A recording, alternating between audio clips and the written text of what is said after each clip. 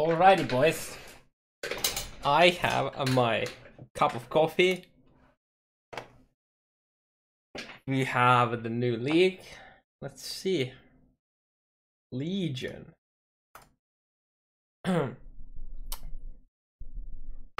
Also, I've learned this time, I'm just gonna watch the trailer, say nothing, stop, don't stop at all. Just watch. Then we probably watch it again and then we talk, you know.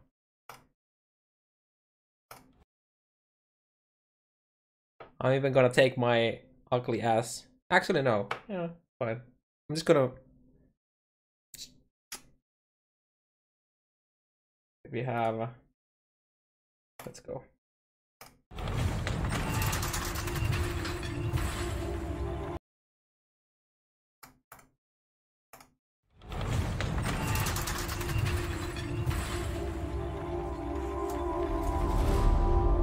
In the heat of battle, a single moment may fill an eternity.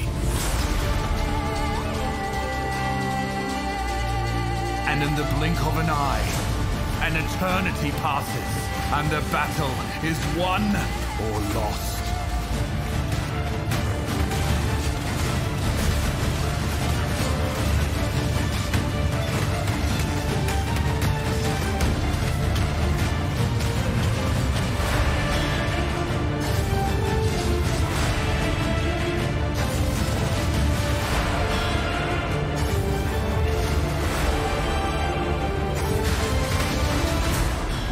Not why we fight.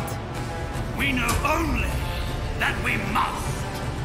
We are the damned. We are Legion!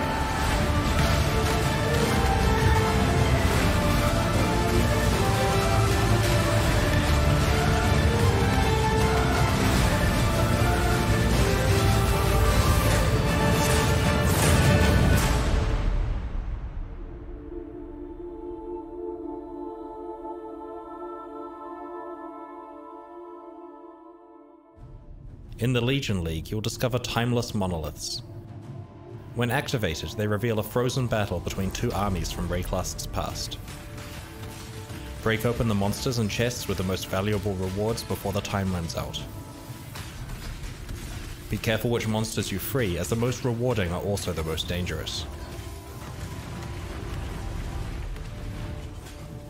Journey to the domain of timeless conflict, where the eternal battle between the legions and their generals rages. Path of Exile Legion also contains an extensive rework of melee combat. We've made all movement skills start instantly, added animation cancelling, made all skills draw their ranges correctly, changed all melee skills to be able to hit multiple adjacent enemies, and fixed up damage timing, ranges, and shapes across all attacks.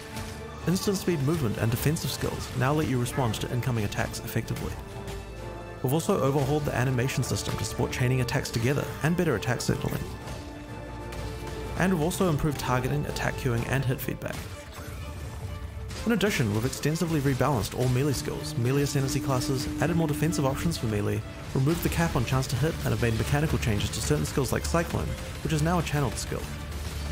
With all the melee combat improvements, we wanted players to be able to respond to monster attacks more easily. So we decided to rebalance many older monster skills, improving their signaling and giving the player the ability to dodge their attacks. You can check out Path of Exile Legion on June the 7th.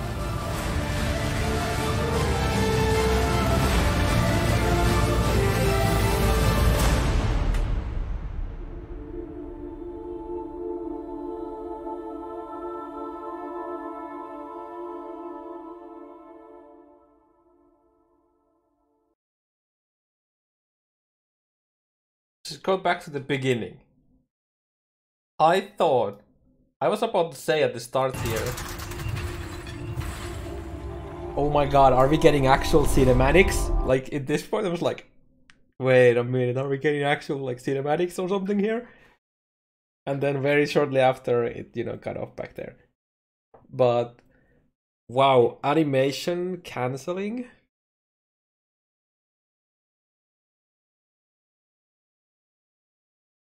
Wow, that's big. In the heat of battle, a single moment may fill an eternity. And then all of the movement skills being instant. Melee is literally revamped and reworked its core. Yeah, that's also what they said, that they are changing the fundamentals. And animation cancelling is definitely changing a fundamental. This is a bit loud right now when I'm talking. And in the blink of an eye, an eternity passes, and the battle. I have one concern immediately here. When they said that you have to hit the targets, like you have to free them, right, before the fight begins. So they have to get it right, like how fast all of the things go down, because otherwise, like imagine, yeah, attack. I'm not saying that you have to kill them; you have to attack them. So big AOE. Like what's the targeting gonna be with something like Winter Orb or, you know, minions? Like how is that gonna work? And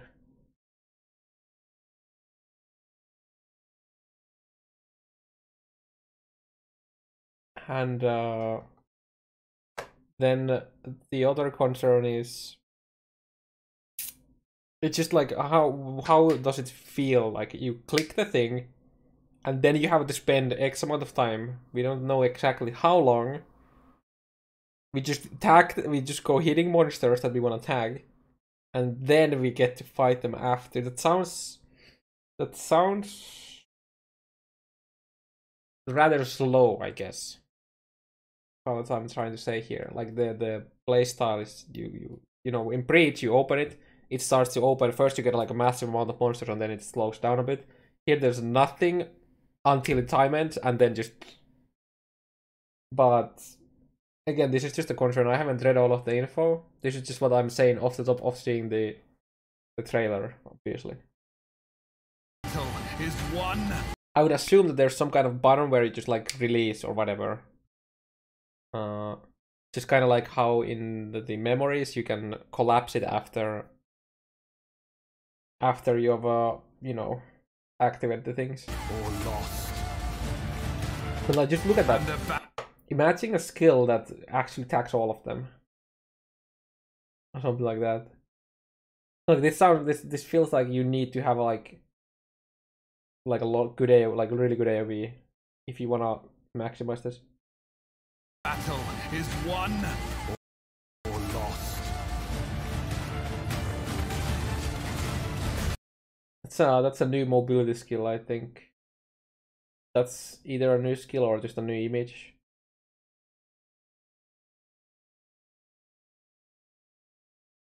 You might not actually want to do that, they do damage. Yeah, maybe.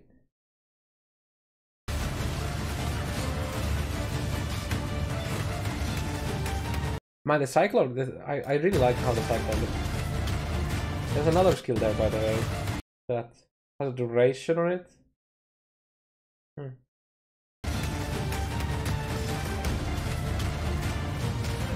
Ground Slam still looks like complete dog shit. Saying that right there.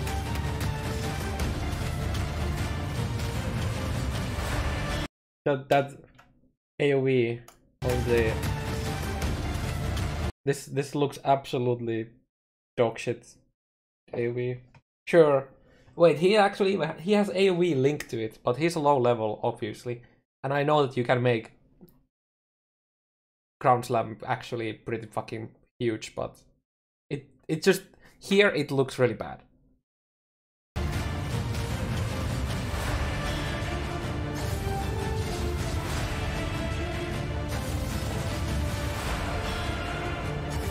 It's like, seriously, like, look at this. This looks like there's like insane potential on how many monsters you can fight. Like, that actually looks like crazy. If you can set up a build that can like attack everything and just like fucking destroy, it's still like so many monsters.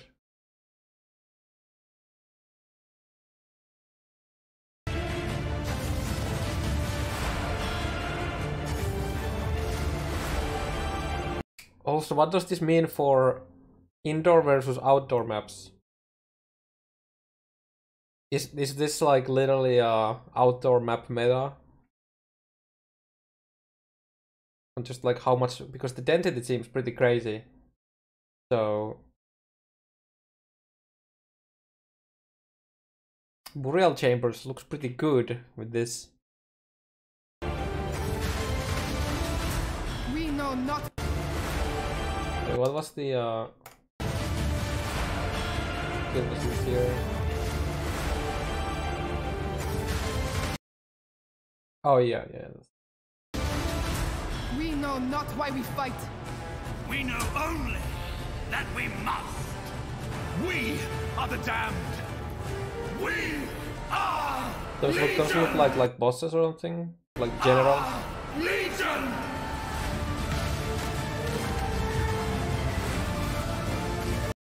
Is that the evolution of not Devourer? Wait, yeah, maybe that's the Devourer, or is that I don't even know the other guy. It comes up and then it has the tail. I don't remember the name. Wait, was it like a hook skill? Look at that. No, not that. It looks like it hooks into the enemy.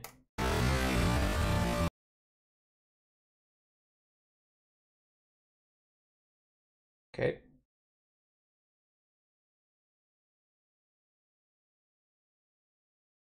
Yeah, look. Oh my god, we are like reverse Brutus now. No, wait, we're actually like Brutus from Act 6. Great.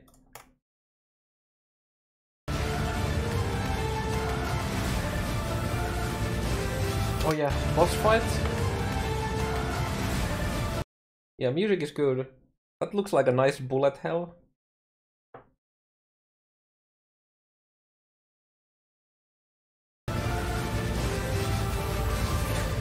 Wait, what was that? Was it Sweep?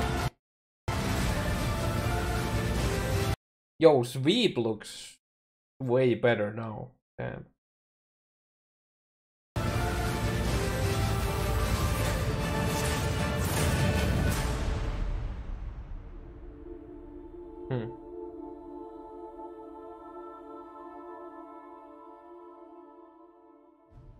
In the Legion League, you'll discover timeless monoliths. You know what was the first thing that came into my mind when they said monolith? Like timeless monolith? I was like, wait, did you just rip off time travel from like last epoch? Because they have like literally Monolith is one of the end games. It's kind of funny. When activated, they reveal a frozen battle between Obviously, two armies from Baeclast's past. Break open the monsters and chests with the most valuable rewards before the time runs out. Be careful Where's which the monsters time? you free, as the most rewarding are all. I want to see where the time is. Break open the monsters and chests with the most valuable rewards before That looks the like time how many runs out. monsters you have hit up here. Like Be it's careful which 27, monsters you free, as the most rewarding 29, are also the something most like that. dangerous. No, wait, no, that's something Monsters else, you different entirely. Rewards before the time runs out. Be careful which Oh, monsters okay, you never free, mind. as the most Yeah. rewarding are also the most dangerous. That looks like... Oh shit. That looks like either Banner or Rage. Journey. But you're not killing anything, so you're not getting anything. I think that's Rage. No. Dangerous. Journey to the domain of timeless conflict, where the eternal battle. Well, Banner. Maybe that's a new skill then, yeah. I mean, I see a banner down here, so maybe. Journey to the domain of timeless conflict, where the eternal battle between the legions and their generals rages. I like how they don't know what they're fighting for. Contains an extensive rework of melee combat. We've made all movement Oh yeah, Dread Banner, of course. Yeah. Makes sense now. Makes skills sense. start instantly, added animation cancelling, made all skills draw their ranges correctly, changed all melee skills to be able to hit multiple adjacent enemies, and fixed up damage timing, ranges, and shapes across all attacks. Instant speed movement and defensive skills now Instant speed movement. Like instant start. let you respond to incoming attacks effectively. That had a Also- cooldown.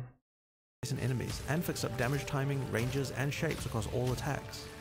Instant speed movement and defensive skills now let you respond to incoming attacks effectively. We've also overhauled the animation system to support chaining attacks together and better. That I don't know if you guys noticed, but he's hitting multiple targets with double strike. I'm not sure if they gave double strike AoE. Chaining attacks together and No, that's just a default attack. He's not using any mana. That's actually default attack. support chaining attacks together and better And attacks. it just hits multiple targets. Yeah. And fix up damage timing, ranges, and shapes across all attacks. Multiple adjacent enemies and fix up. Oh yeah, it's just there. Made all skills draw their ranges correctly. Changed all melee skills to be able to hit multiple adjacent enemies and fix up damage timing, ranges, and shapes across all attacks. Instant speed movement and defensive skills That's good. now let That's you a good respond change. to incoming attacks effectively. We've also overhauled the animation system to support chaining attacks. I guess rip melee splash. Wait, does that mean that skills like SRS will have a default AoE? Because they are using basically like a default attack skill as their skill. Together and better attack signaling.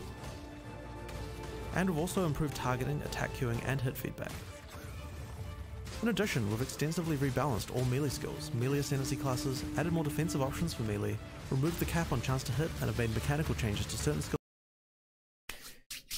Removed the cap on hitting enemies. That's really good.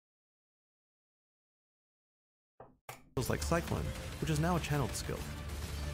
With all the melee combat That improvements. looks like they zoomed into the Cyclone, but which is now a no, channeled it's skill. bigger. With all the melee combat improvements, we wanted players to be able to respond to monster attacks more easily.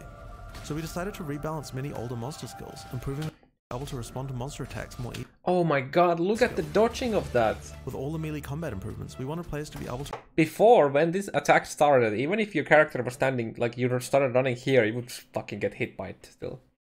So, respond to monster attacks. like, look how small sidestep that was A channeled skill. to dodge it. With all the melee combat improvements, we wanted players to be able to respond to monster. That doesn't happen right now. You would absolutely get hit by that, assuming you don't evade. That is actually really nice. Monster attacks more easily. So we decided to rebalance many older monster skills, improving their signaling and giving the player the ability to dodge their attacks. You can check out Path of Exile Legion on June the 7th.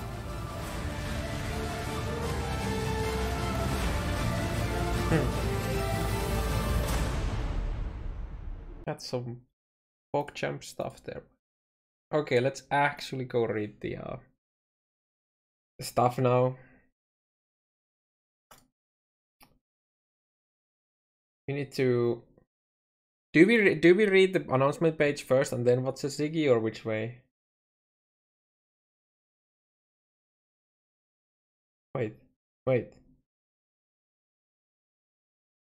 Wait, is this? Hey guys, talk.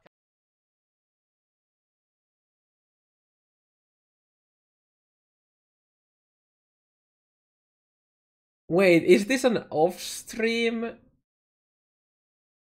Or did I just wait? Oh my goodness, boys. Oh my goodness. Watching this is its a fucking own thing. We're gonna check that last, I think. Ooh. Okay. Path of Exile, Legion. Trap for thousands of years in the domain of yada yada yada. The mightiest military yada yada yada, you know, all that shit. You will free their legions from the endless battle and defeat them in combat to earn their valuable reward. Here with the June expansion contains the Legion Challenge League, new items, new gems, a game-wide overhaul of melee combat, in animation cancelling. Oh yes, dude, multi-strike. You can use multi-strike without having crazy attack.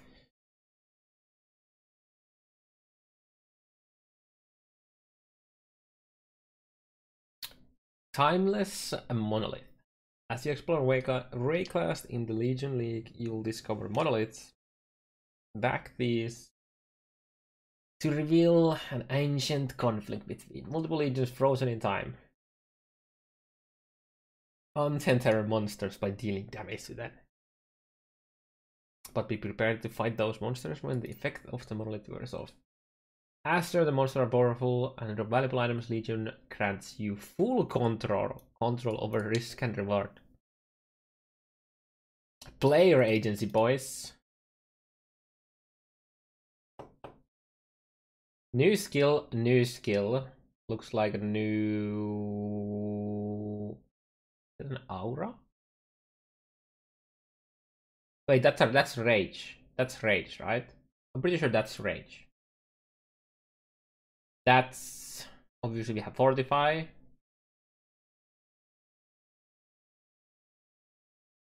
I mean, I guess we're gonna see them soon. Okay.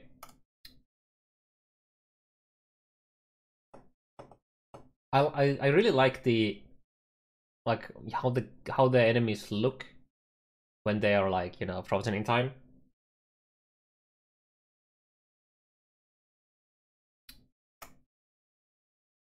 Also, does this mean that since this character is obviously hitting right now, does it mean that if I stand here when the time ends, do I get hit by it? I don't know. Yo, Trickster is still alive, boys. Trickster still alive, okay? That's good. The domain of timeless conflict. Enemies from each of the 5 legions drop splinters, which combine together to form an emblem of the legion. Oh my god, we are actually getting breach type of thing where we don't have to immediately do whatever the league mechanic is, and we can just wait when we complete them. Oh my god. Thank you. That was the one I talked about this like a couple days ago. Like the one thing I want from the new league is that I can, whatever the side area slash the final thing is, we can like stack on them and do them when we want to do them ourselves. Whereas, like, for example, right now you kind of have to immediately go to the Nexus to at least place your things, and like. Also, this is a bonus to Fragment Tab, obviously, hopefully, keep which combine together to form an emblem of the Legion. Place 2 or more emblems from different legions in the map device to gain access to the domain of timeless conflict, where the eternal battle between those legion rages. Unlock the upgraded map device in order to fight the ultimate conflict between all 5 legions. Upgraded map device.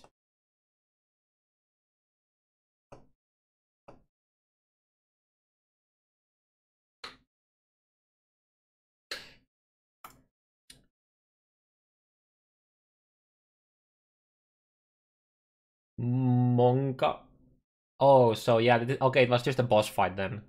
We saw this on the trailer somewhere, right? Let me quickly go there, if I can find it.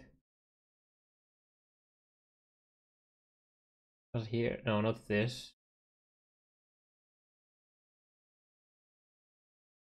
It was somewhere.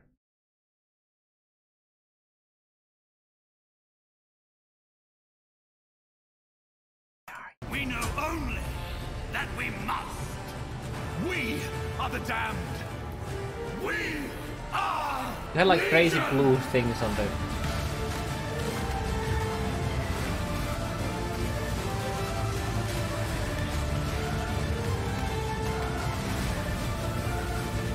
No, it wasn't that. It was something else. Where the fuck is it? In the blink of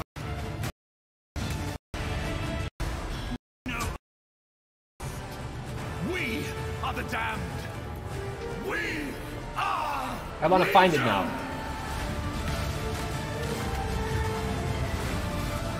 There. So yeah, that's it. So this seems to be just like a boss fight then or something.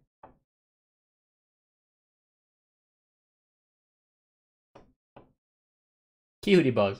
I mean, I would call that cute. But yeah, okay. That's like a new skill, right?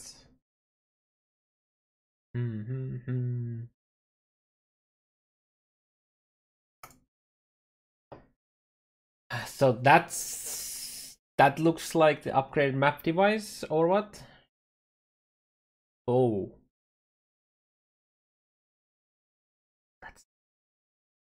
That's 4 fragments, boys. Also nice flask, yeah. That's 4 fragment slots.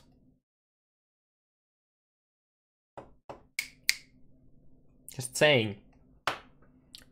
Even more micro to the people who already hate it.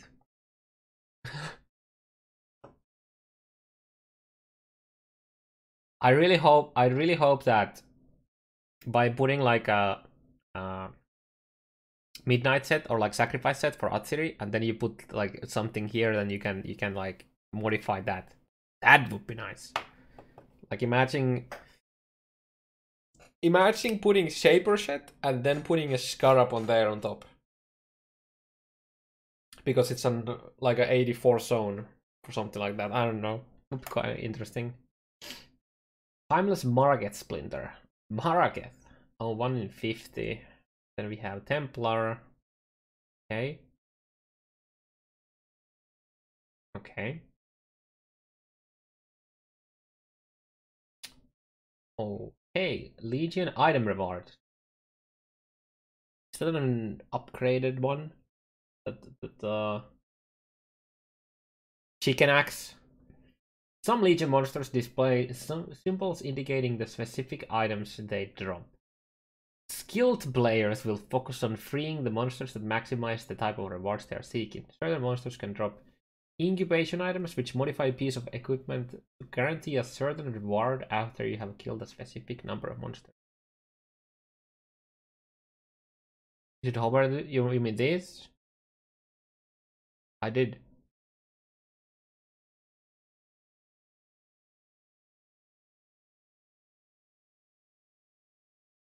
Yeah.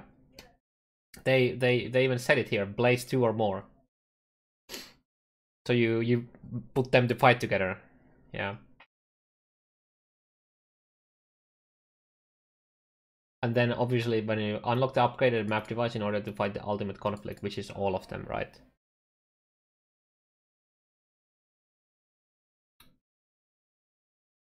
Okay, what is this? Yeah, that's a Chaos Orb. That is a Chaos Orb icon. Ornate Incubator. 1 out of 100. Add an incubated valuable currency item to an equipable item. Item drops after killing 10,000 monsters. Sorry, 10,000 monsters. Right click this item, then left click and an item to apply it. The incubated item drops after killing a specific number of monsters. Wait. You're using these items onto the Legion monsters.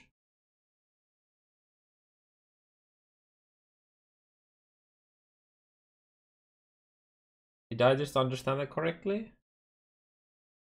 Add an incubated divination card to it's an item. Yeah, I'm just like I'm looking at this Chaos Orb, but I think that here means that it drops this, and it says item, but this you could consider these to be. I mean, it's equipable item. Yeah, of course. No, it has to be. Div card.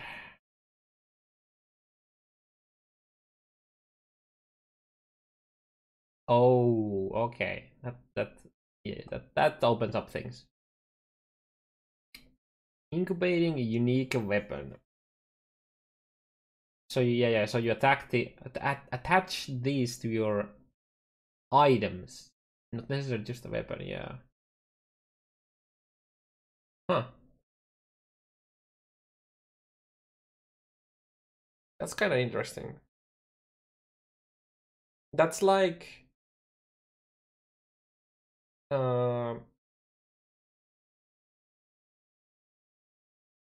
I guess that's player agency.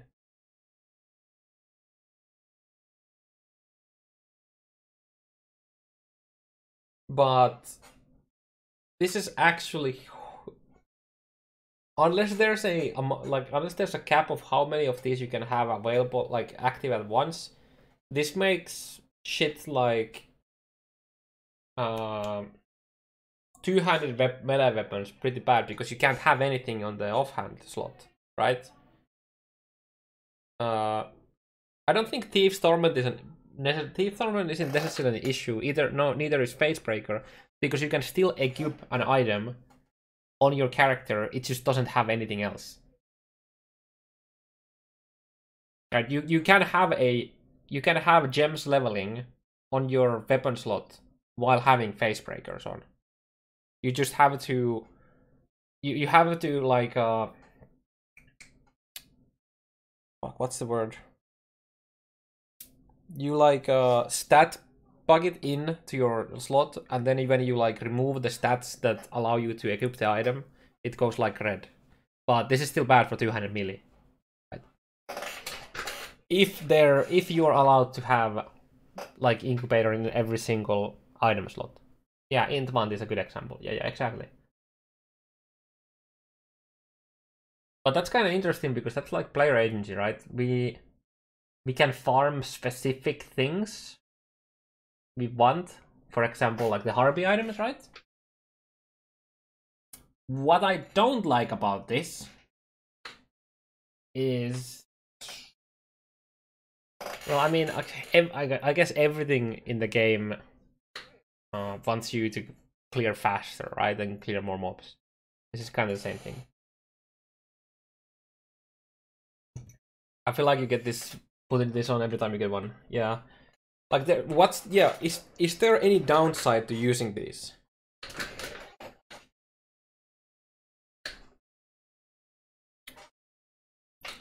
If you can incubate from level 1, we can finally find out how many mobs on average ratio skill.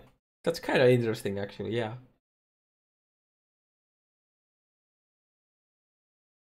But it also makes sense that the amount of monsters you need to kill is high, because if it was low, then you would have to like constantly reapply this, right? So I think it's better to have a high, like make the rewards that it drop, like the rewards that it give, good enough so you don't feel bad about waiting a long time to finish them, versus make the rewards like just a few orbs or whatever, and then regard you to apply them all the time. So I guess this is better option.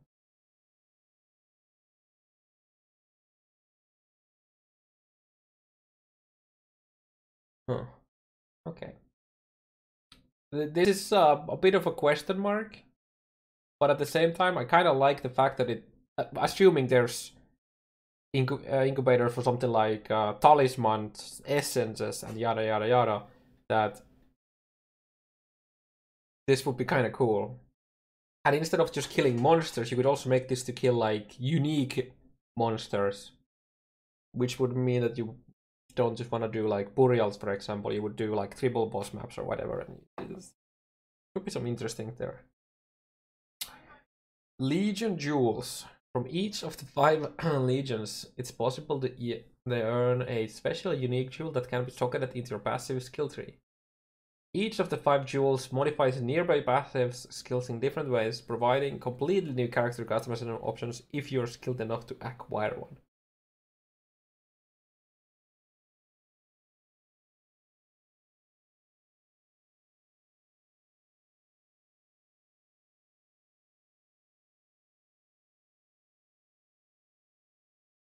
Glorious Vanity Timeless Jewel. Yo, it's a new base. That's a new base. What happens if we corrupt these into rare and then do 5-1 into a white base? That's the question I have in my mind right now. What will these bases have? White bases of these?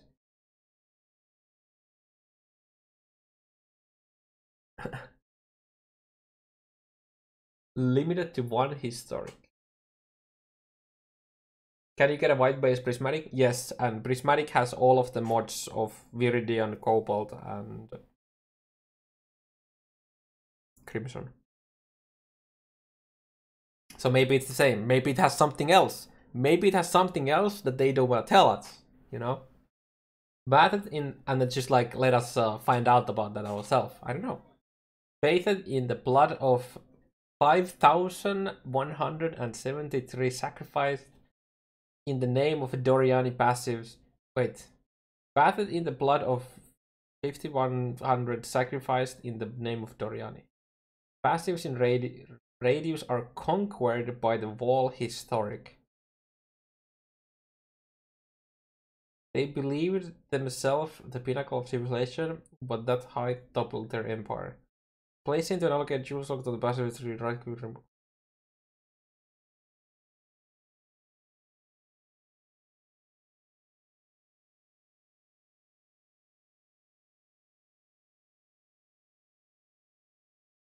Passives in radius are conquered by the wall historic.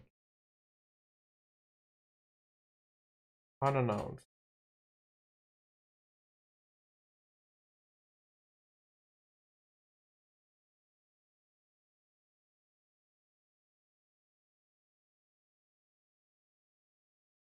The only thing I can think of about this right now is the conquered means that they basically just buff the nodes,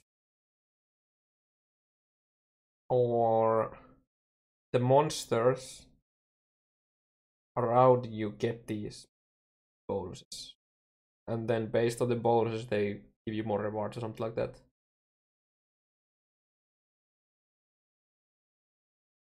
Also, that is not EE. Can we? That is not EE, my friends.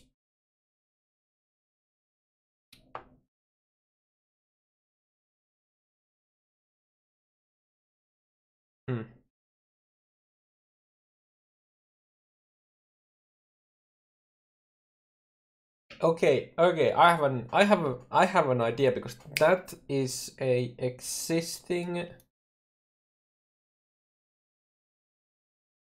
keystone, I believe. It's not wall packed. No. Is that something we already have?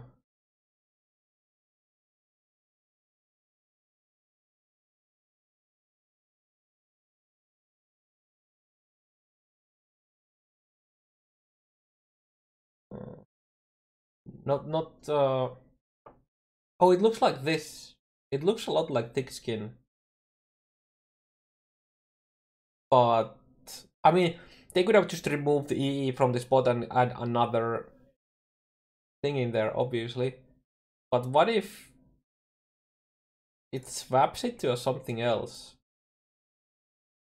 That's a pretty far-fetched, I think, but that would be interesting. Getting like point blank in here with that would be very, very interesting.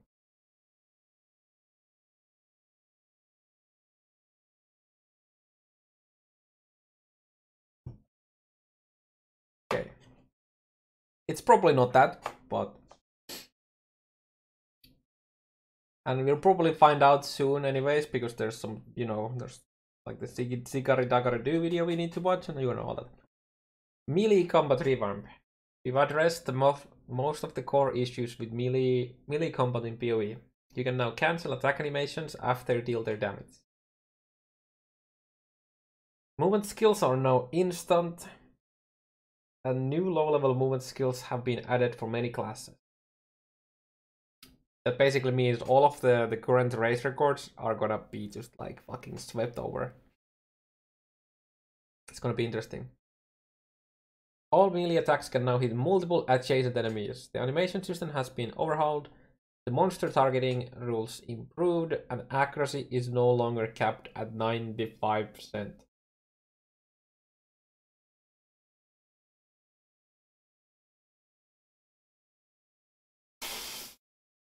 Okay. I mean, technically, it wasn't capped. Because you could just, you know, like, you know, cannot evade mods, but that is it very, very, very good. Jugs are just like, oh, jugs are just poking around right there.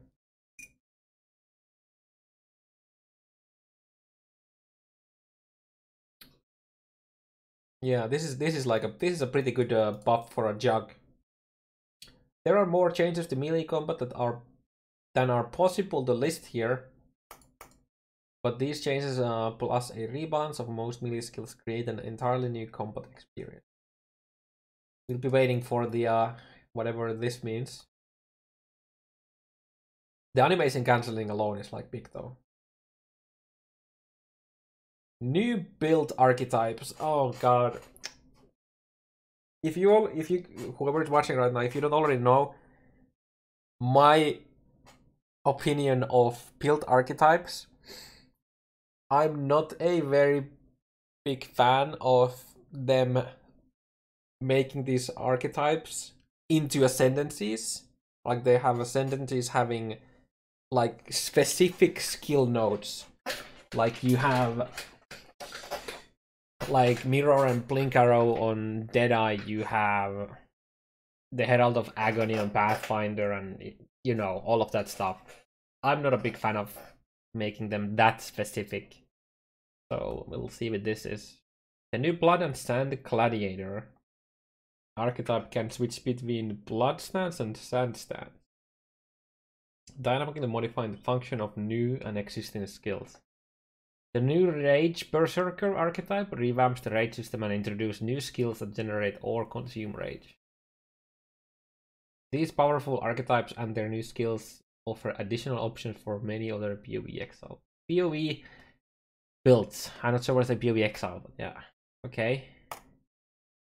Blood Sand skills.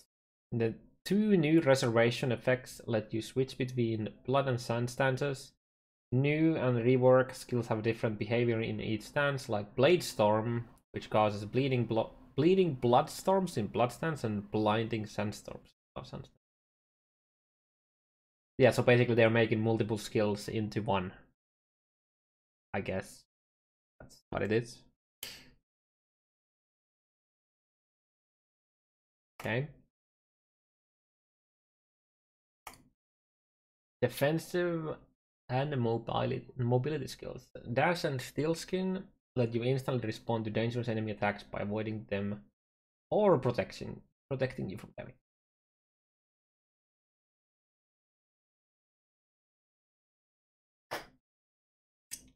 Okay. Rage skills. Two new attack skills will let you easily generate rage, a stacking buff that gives powerful attack bonuses and no longer has a downside. No longer has a downside. Rage actually useful, boys.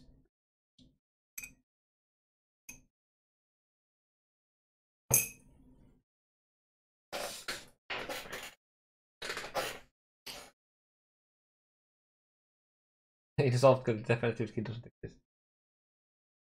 The Berserker skill will let you consume this rage for massive bonuses. A new aura and support gems will further enhance this melee place. We're getting a more melee damage aura, by the way. That's clearly what this is. Because right now, all of the auras that melee use are basically like hatred or something like that just gets you, you know, physical as an extra cold, but I'm expecting this new aura just to be like, well, not just, but having a more melee damage. Hail Rake! Early game monster rebalance. With all melee combat improvements, players can now dodge out of the way of attacks easily. We have taken advantage of this by rebalancing monster attacks that used to have poor signaling to now have a wind up. This rebalance extends improving monster area and boss fights throughout the early campaign. Okay, so not immediately getting, you know, iced by Hailrake when he decides to use Blade Shield 2 times in a row. Okay. No longer a rippy monster. Please keep him rippy though.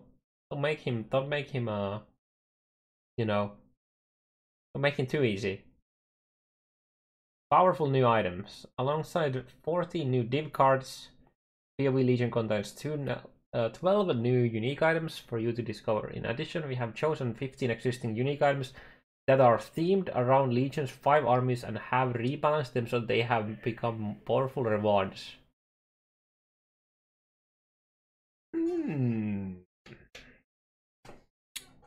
Elder Bone Helmet.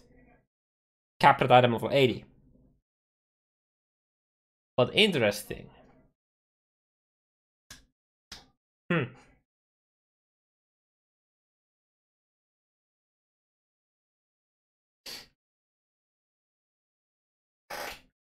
The issue with this is that it's a level 80. Like, getting an Elder Bone Helm is kinda... It's the 80, item level 86 that is the big deal. That you want. Or the +3 minions. Oh! Another Exile div card. Hollering Bounty. Wait, let's read the thing. No one ever truly understood what she meant when she said she wanted to raise a family. That's poopy. Treasure worth killing for is a treasure worth dying for. That better be in fucking Val Temple. Because that's definitely a map worth dying for. So that's like literally one card is worth over an Exalt. And that's 7 out of 7.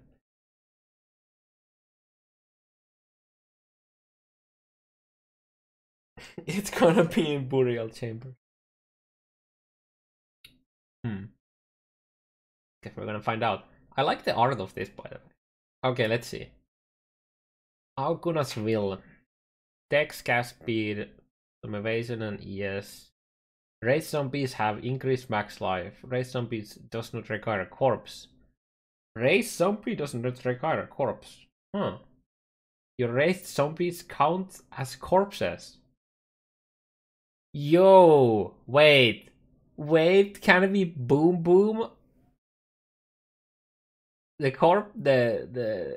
can DD our corpses? Now that's a unique item. Let's just say that.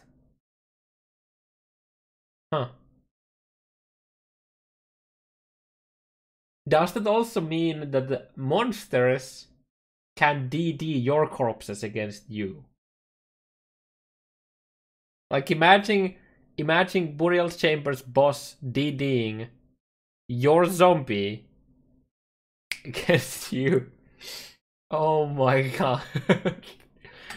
Oh my goodness. That's gonna be hilarious to see people die in that if that's the case. Maw of the Conquest, the Steel Circuit. Increased crit chance of spells. A fuck ton of energy shield. Well, percentage, that is. Some life, unaffected by poison. 13% of damage taken gained as life over 4 seconds when hit. 13% of damage taken gained as life over 4 seconds when hit. Wait, excuse me, what?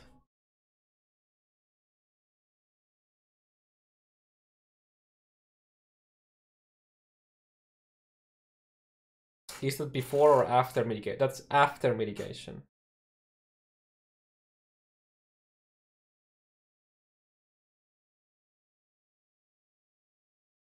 Huh. That also looks like it has a roll, because like 13% is oddly a weird number, so I think it's gonna be 10 to 15 or something like that. Huh. That's... extremely strong. Young Nabuatsi was thrown into the... Wait, did I read the thing here? The Black Sekemas trial had only just begun.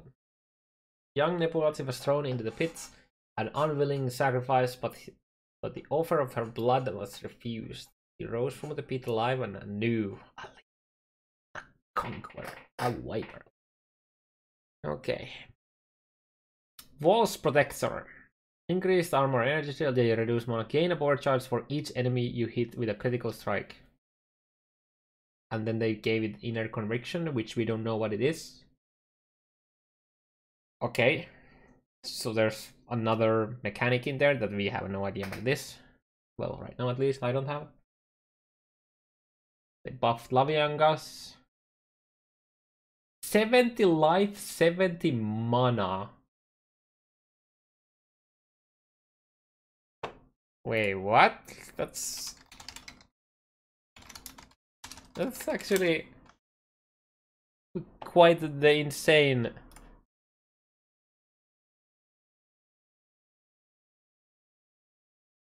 For that level.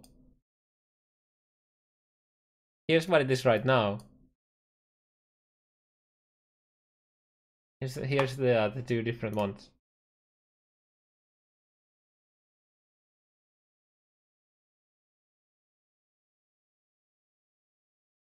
I think that AoE probably goes up to 25%. That's a pretty nice leveling item, yeah.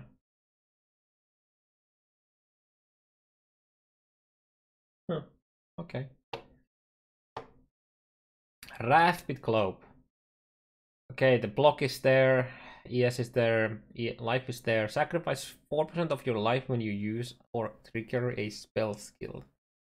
Sacrifice 4% of your life when you use or trigger a spell skill. 2% increased crit chance for spells per 100 maximum life.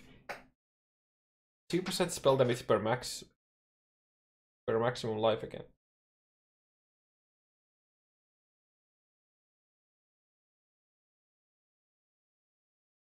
That's an interesting downside. You can't. It's really hard to use on something that has a crazy cast speed. You could maybe use it for something like PV, for example, where you just like stack to max stack and then you just yeah, like it's not a like something that you don't have to constantly do, like, you know, max, like get like temp change yourself with BB that lasts like a fucking half a year and you would just use that. But like what with 5, like 1k life is 20%, 5k that's 100%. So with 5k life that's 100% spell damage and gives you another whatever amount of your base crit on your spell is. That's a lot of damage. But that downside you need to work around a bit.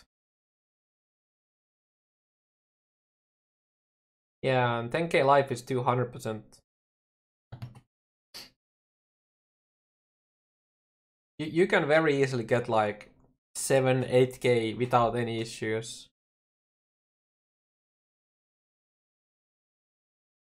I mean, if you get a crazy region, that alone, like, underrates. But like, yeah, that's a lot of damage for Righteous Fire. But then again, you wouldn't really use the Righteous Fire, I don't think. But yeah, it's interesting. Then we have supporter back. Yo, there's a cat. We're also launching. Okay. Now we go and check the Ziggy video. Again, I'm gonna mute myself. Well, not mute myself, but be silent while we watch it. And then, yeah. G'day, I'm Ziggy D, and welcome to my reveal of Path of Exile's 3.7 expansion, Legion. In the heat of battle, a single moment may fill an eternity. Path of Exile's history is one filled with war and bloodshed.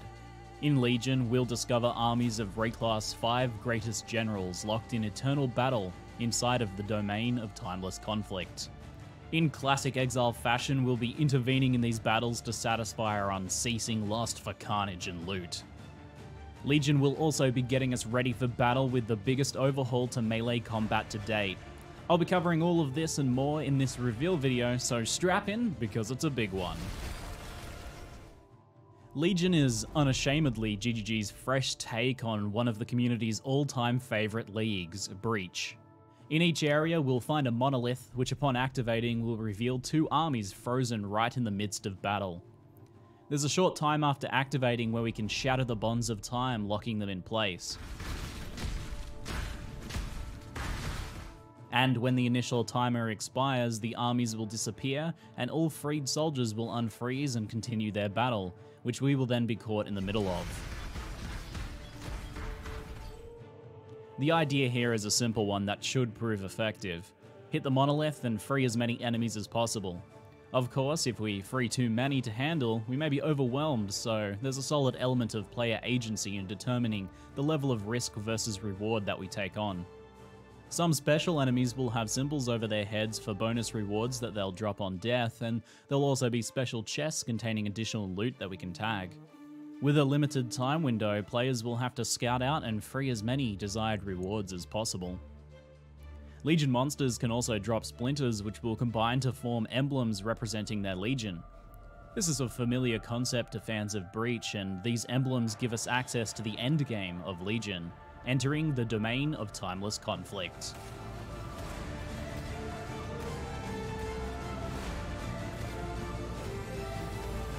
Emblems from different legions can be placed together within the map device to open the domain where these armies engage in fierce battle. We'll be able to hunt down special loot enemies and chests as well as fight the generals of the legions. Of course, placing 2 emblems together, such as the Templar and the Varl, will open a domain where these 2 legions will be in the middle of battle. But, as you may have guessed, a more dangerous battle with more valuable rewards can be found by placing 3 or even 4 emblems together to access a 3 or 4-way battle. But wait, there is indeed more. Through a certain unknown challenge, we'll be able to, for the first time ever, unlock a 5-slot map device. This will of course allow us to take on the ultimate endgame of Legion, a battle between all 5 of the legions at once. The 5-slot map device will also allow players to further modify regular maps with up to 4 fragments or scarabs for more juicy regular endgame content.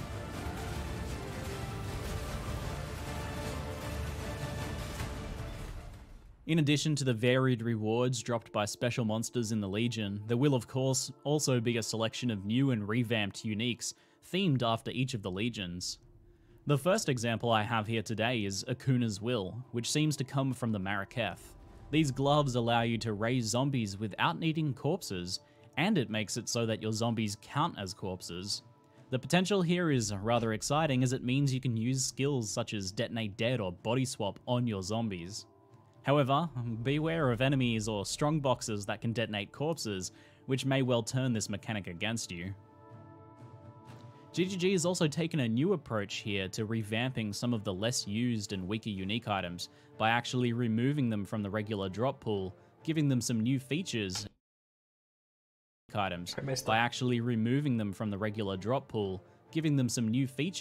adding them as a drop to the legions. Vol's Protector is an example of one such unique, which will now be likely available through the Templar Legion. A new keystone passive, Inner Conviction, has been added to the item. This keystone passive causes you to gain power charges instead of frenzy charges, and gives your power charges an added spell damage bonus.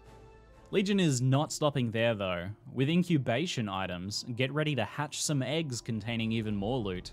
Incubation Items are a new type of currency that modify a piece of gear with a kill counter, which when reached will pop out a guaranteed item.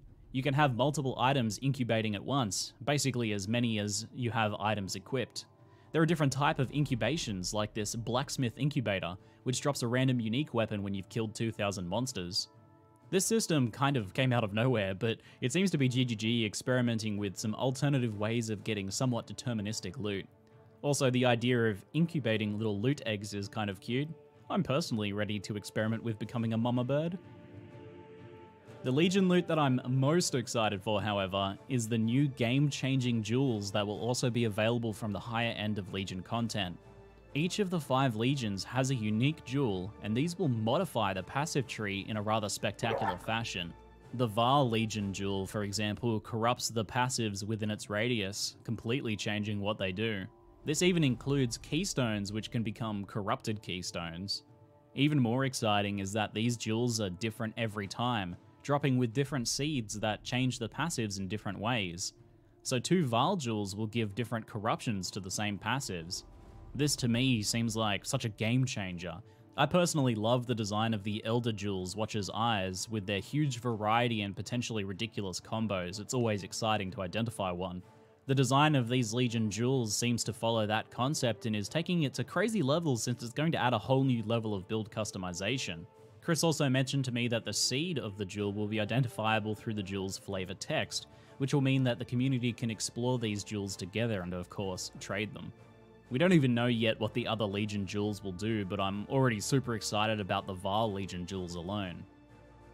But that's enough about loot for now. Let's talk about the other massive set of changes coming to the Legion expansion, the complete melee revamp. Most importantly here, GGG has improved the melee experience at the fundamental level with changes to the core gameplay mechanics.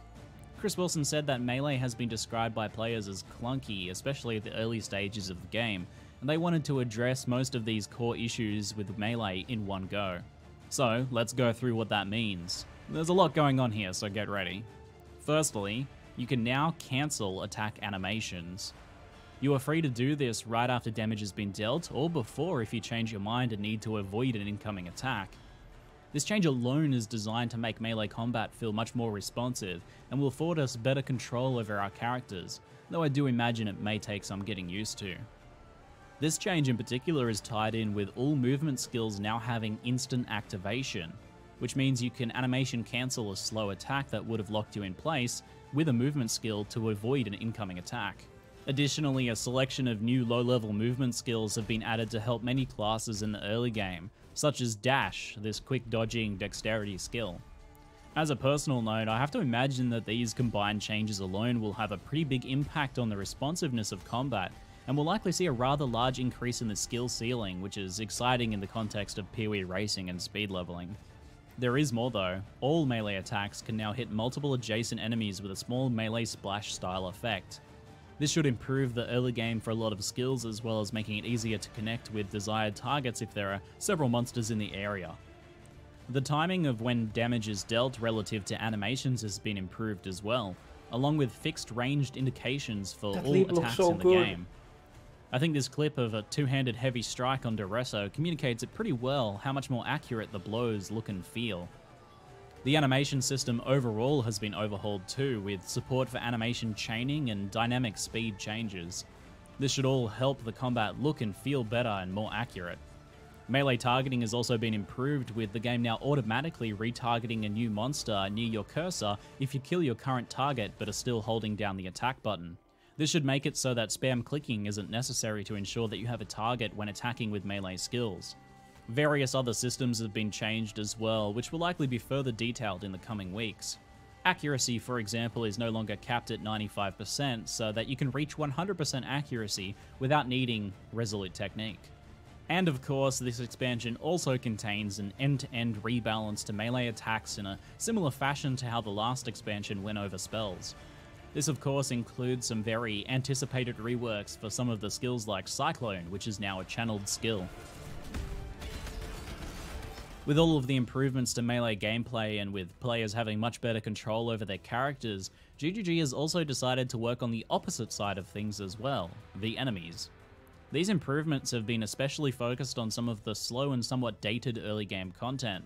The changes are rather expansive, including improved monster AI, new monster skills, better boss fights, and more polish generally to the early areas that GGG says will bring them up to a 2019 standard. You can see some of this improvement already in the improved early boss fights. Expect to see monsters perform much more signaled attacks, and with the improvements on the player side of things, skilled movement, positioning, and dodging is now much more possible as a result. You can see a much more noticeable wind-up on skills and even the melee attacks of bosses. Many of the early boss fights have also been made generally more intense and exciting with new skills and more dangerous attacks. Kaduku item crafting rituals are about to become a whole lot more intense. Endgame has not been forgotten as well, with many bosses and Atlas maps reworked. This includes the Sunken City boss, the Gardens boss fight, and finally an improved Coward's Trial unique map. Mostly we're seeing improved boss fights with more monster spawns, abilities, and some pathing and layout improvements to less well-liked maps.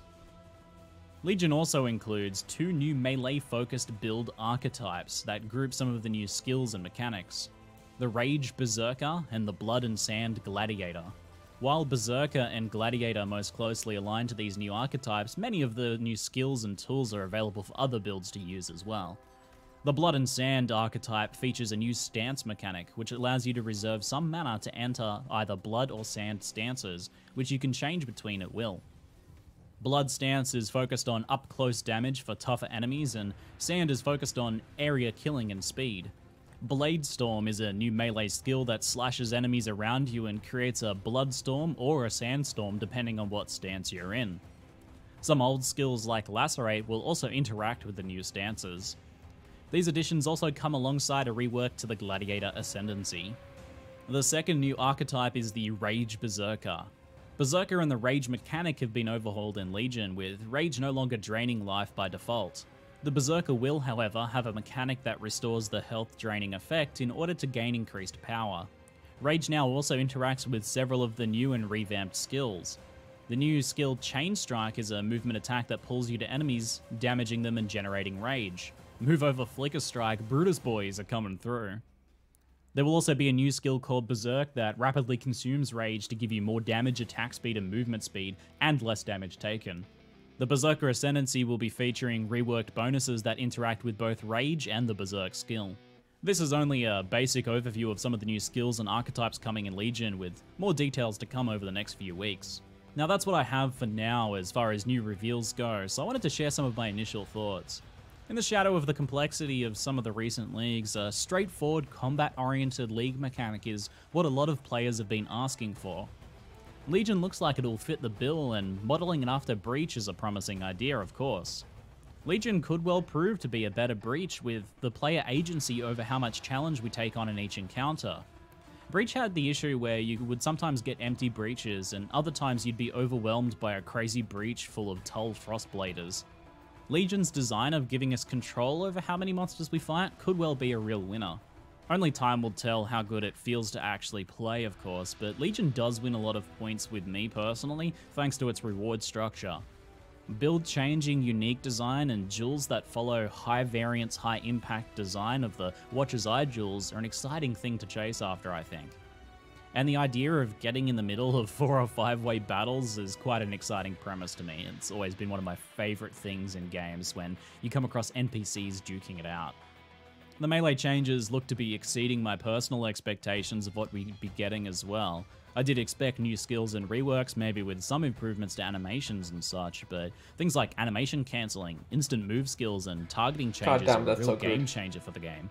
I think there is some potential here that some of these changes may introduce new problems that we have to deal with, like players accidentally cancelling attacks when they didn't mean to, but this may just require an adjustment period. The potential for these changes greatly increasing the skill ceiling of racing and competitive play is just very exciting to me, especially since the competitive scene has really been ramping up of late.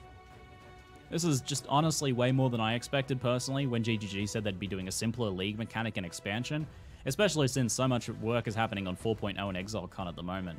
But that's enough from me. I'm curious what you guys think. Does this take on the Breach style get you amped? Is this what you were hoping for with Melee?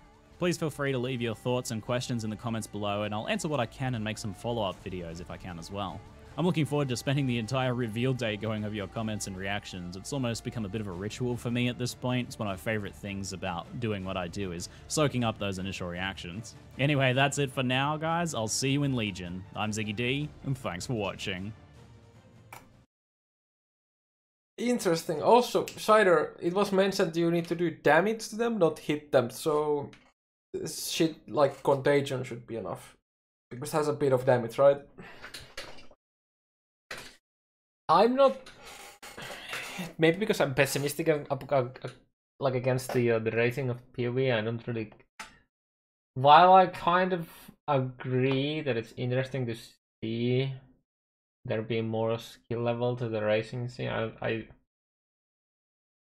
yeah, I guess we're not gonna go into the racing shit, but dude, this was very interesting. Is the new game-changing jewels that will also be available from the higher end of Legion content. Each of the 5 Legions have... I don't know if you saw my reaction to this skill tree initially, but I was like fucking puking because I was just like, I mean, obviously the build could be just like a tech stacking build, but then they slapped has a in unique jewel, and these will modify the passive tree in a rather spectacular fashion. Then he slapped the jewel in there, and it looks like all of this is life. These look like life. All of this look like they do something life. And I'm just like, what? This jewel... no way it's all life. Yeah, obviously not. There's no way that everything of this is life. But... yeah, it's probably just like... man. This looks extremely cool. Like, you're changing the skill tree completely. The question is, how big of a drawbacks are these gonna be, right? Imagine you want to put like this somewhere, but it completely fucks over some other node that you would get otherwise.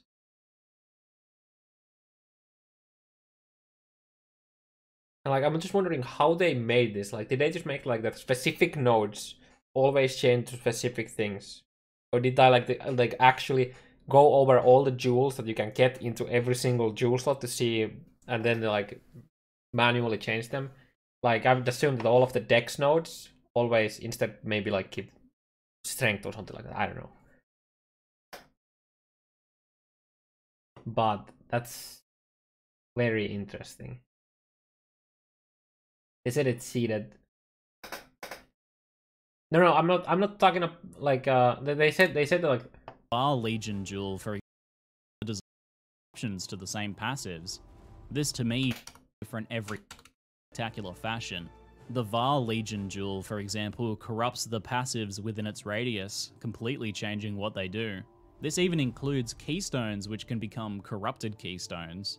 Even more exciting is that these jewels are different every time, dropping with different seeds that change the passives in different ways. So 2 Val jewels will give different corruptions to the same passives. This to me seems like such a game changer. I personally love the design of the Elder Jewels Watcher's Eyes. With their huge variety and potentially ridiculous combos, it's always exciting to identify one. The design of these Legion jewels seems to follow that concept and is taking it to crazy levels since it's going to add a whole new level of build customization. Chris also mentioned to me that the seed of the jewel is going to add a whole new level of build customization. Chris also... I didn't see this at first. Oh god. mentioned to me that the seed of the jewel will be identifiable through the jewel's flavor text. Flavor text. So they're saying that, God, this is gonna be a fucking nightmare to trade off. Is the flavor text shown on the POE trade? Like a random unique. Let's go with Watcher's Eye. Or the Watcher, whatever. Watcher's Eye. Dude, these don't show the flavor text at all. Like, is it? There's no way they're talking about this, and instead he's talking about this number here. That's the only thing that makes sense, because they would have to have so many different things here.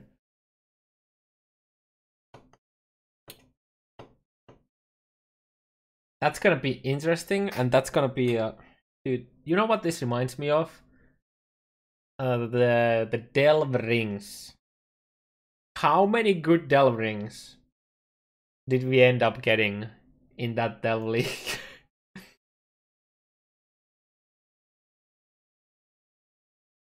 Imagining the pain of opener with the jewels. Yeah, it's probably gonna take a while before these get added, if they even get added. In a way, I feel like GGG is doing these things, like these new mechanics and whatnot, in a way that we can't fully meet, like do all of the planning in the POB.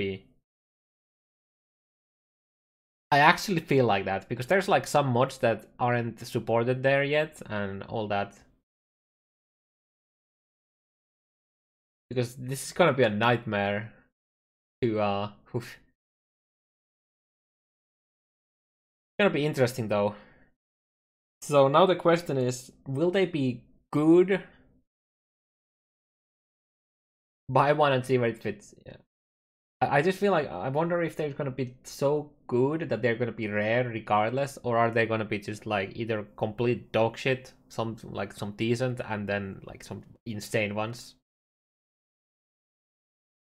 But that's gonna be kind of a nightmare to trade. I feel like people are gonna meme about this as that's another. You know, we have like this cheat sheet memes where you have to like print out like fucking 17 different pages and put them next to your, like, you know, behind or next to you somewhere while playing PoE, because you have the syndicate chart, you have the fucking essences, and you have, you know, all of that. This is just gonna be another meme of that, I think. But which will mean that the community. I personally like this, and it sounds like there's gonna be an insane amount of skill tree customization with this. And then the fact, like, just look at the skills, like, look at the radius of this, right? These jewels can like literally change like 1/4, 1/5 of your whole skill tree, like how you do it. Like whatever we plan in PoB before the league can like drastically change based on what these jewels do. And one thing that makes me worry a bit is the radius based on the seed. Is it always gonna be large? 70. No, but you can only have one of these jewels at a time. But one thing is, when you look at the jewel slots, there are like jewel slots that have so much more shit around them. Like, I mean, okay, this could have like 2 different nodes there, but like if you look at like the ascendant spots, this is so much more nodes than say this.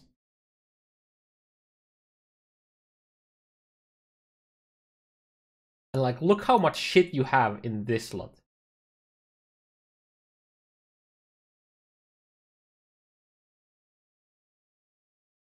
Or like here.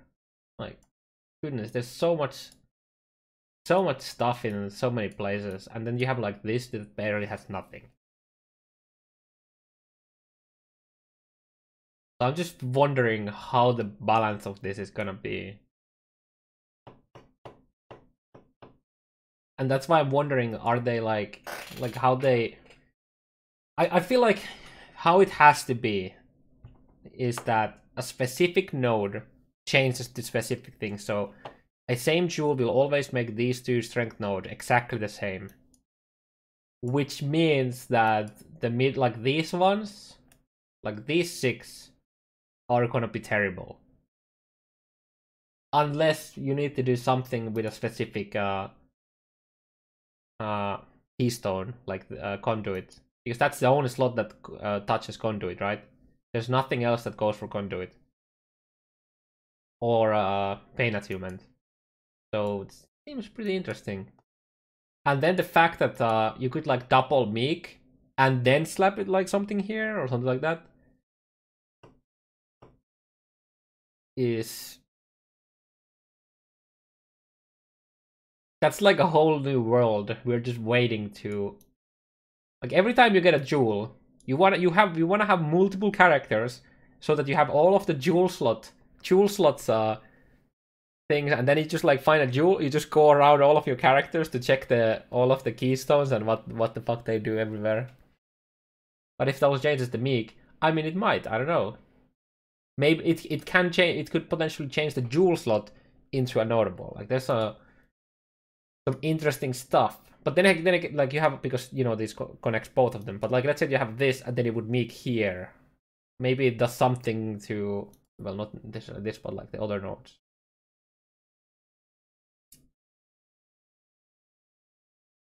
Acts like it won't be implemented in a terrible fashion, people will get absolutely. I mean, one of the first thing I said was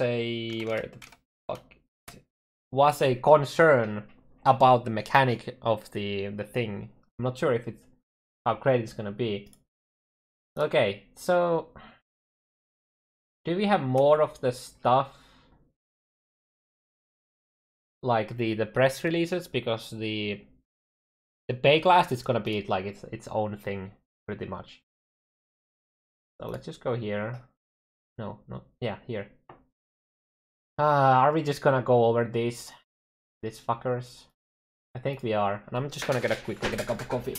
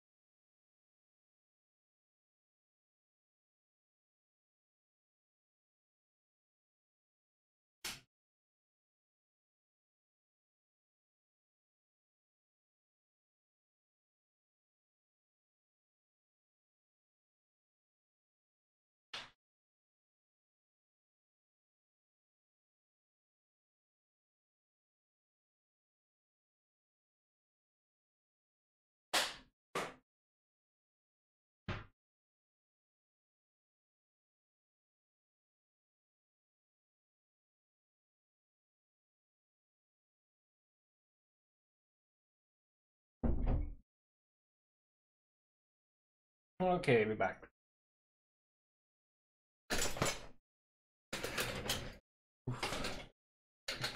Breaking news. Path of Exile's blast from the past. Legion revamps melee and crushes complexity.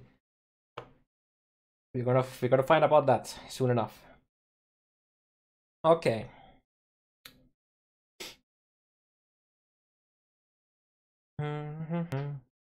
Oh, sometimes I think back to when POE was younger. Life was so much simple. Let me tell you, those were the good old days.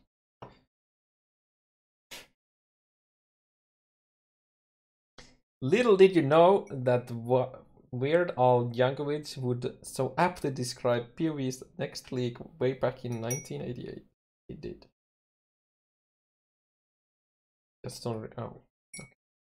A new quarter is starting, so it's time once again to learn about the next big update for GGG's popular MMORPG, which will launch for the PC on June 7th.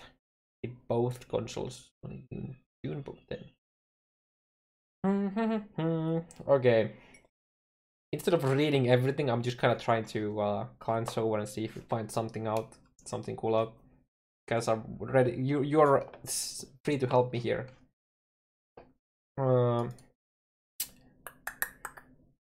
And because I'm kind of trying to casually read over it, I'm probably not gonna be reading it out loud much, because that makes it take a lot more time. So you're gonna be hearing just like random mumbling. There usually aren't too much important stuff in here, but sometimes we get a screenshot or Chris saying something that reveals something that wasn't revealed, like mentioned earlier, right?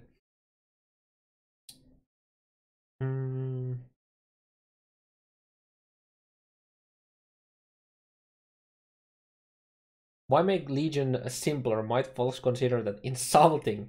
Wilson detailed why the team needed to back off from creating more and more complex leagues. One, it simply isn't sustainable. He explained how Synthesis hit the limit of what GGG can produce. in the allotted time frame. Try to do more would require more overtime and possibly burning the devs out, which he is not willing to do. We were hitting a thing where, because we were getting more complex in terms of model meta systems, added to these leagues and players were expecting more complexity with each one. I mean, a lot of people didn't like that.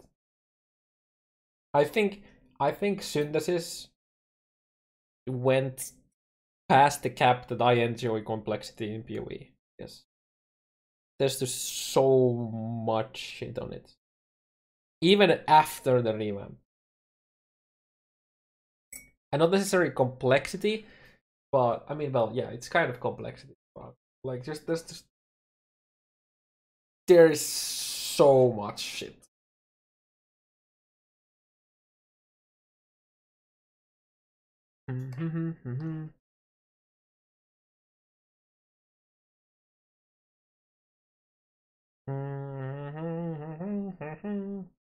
Seem to hit the tolerance limit of many players. Yeah, I feel like if the complexity overload hits, like, becomes an issue for me, I think, yeah, GDG is like way past the threshold that they should ever even get close to. Like, I personally loved like Elder loops and shit like that. The more, I guess, complex Atlas is not the word for here, but like the thing where you kind of wanted, if you wanted to min-max the progression, you had to be way more thoughtful of what you actually do. And like now it's way more simple, but yeah. I feel like just on average, I enjoy like way more complex stuff than vast majority of the player base. So if I hit the cap of, you know, this seems to be a bit too much now, I think they're like far past it.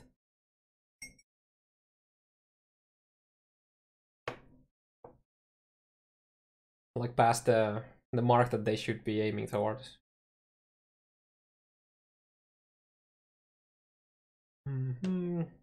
Legion give players more control over the experience by allowing them to customize it. Wilson actually worries that the league may not be complex enough for those who love that aspect most, but noted that the game itself is already friendly complicated. Yeah, to some extent, it's moving the complexity into a reward system rather than in how you actually engage with specific areas you're playing. One thing that I wonder what GGG thinks on is, you know, they talk about rewards, but couldn't the content itself be a reward as well? Like, a lot of people want to do the things and get all the shiny uniques and whatnot, but just being able to do a specific thing, be it Uber, Elder, Fight, or whatever, could be a reward in itself, right? So I wonder what they think about that. No, go away, stories. Going with Legion helps break the expectations for complexity creep. We also know that while some players will look at this as a regression and question it, he'd rather let players know that this location happen instead of unsustainable path that burns the stuff out and prevents work on other projects. You online in a game? Nope.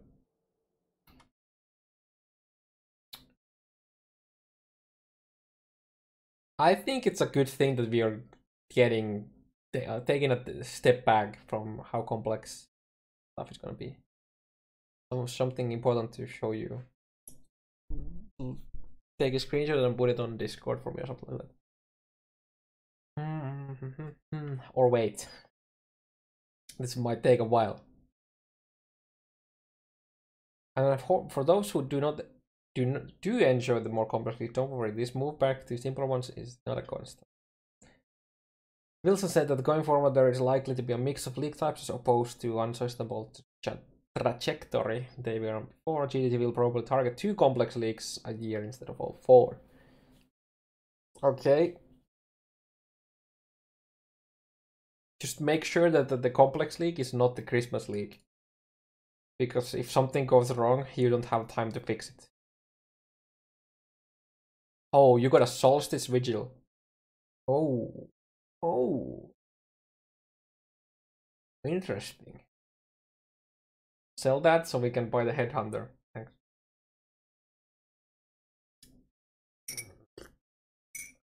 Or just keep that for me so I don't have to temp change myself. I guess that's another. I don't know. I guess that's probably easier to just use that over temp chaining myself. To be honest. Okay. Legion won't totally be devoid of complexity either. We also know that it will vary in the player's approach to games. Strategically, of course, it's going to be quite difficult for players to work out how it ultimately works. This is just explaining random shit. With the old comes the new. Oh, also in the Ziggy video, he said that limited by the amount of items you use. So I think the two-hander is actually going to be an issue. Unless you're allowed to use 2 of them. Two-handers. Like 200 melee items. Like weapons. I mentioned you could put 5 emblems in the map device. That's because in Legion players will be able to unlock a 5th slot in it. It won't be easy, but it could be very worth it. Doing so will open that slot for not just the Legion portals, but all of the other Atlas map content as well. Players can reap significant rewards from boosted maps.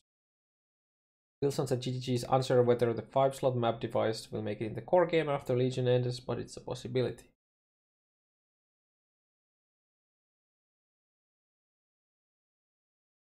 Incubating seems nice to get Harpy things and other things we can't get anymore.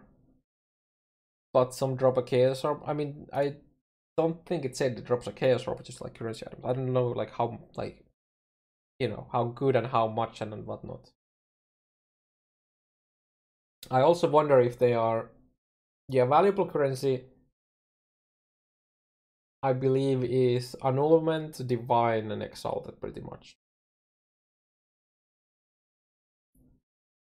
I think that's what that's usually referred to. It's basically one map, yeah. Legion is also introducing incubation items. Monsters will drop incubators, which exiles will then attack the... Oh yeah, one thing, by the way. One thing that I didn't give them credit earlier is the stack size of the incubations, the things. Wasn't it like 1,000 or something like that? It was like a crazy number.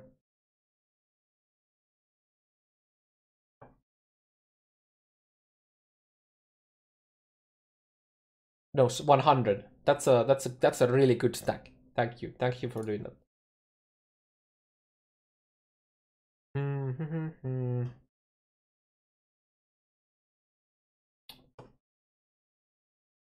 Okay, Legion also introduces Incubation. Monsters will drop Incubation, which exiles will then attach to any piece of gear. After players kill enough enemies while wearing the incubator, it will modify that piece of equipment to guarantee a certain type of item drop.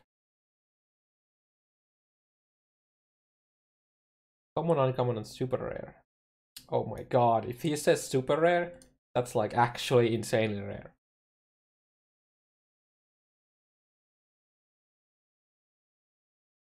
I wonder if how the incubate, like the div card, for example, works. Is it just a random div card, or is it specific to the map that you're in?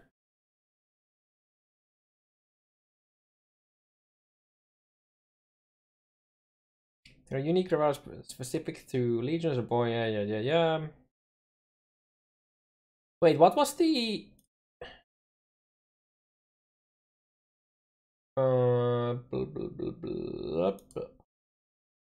Build changing unique design and jewels that follow high variance, high impact design of the inner conviction has been added to the item.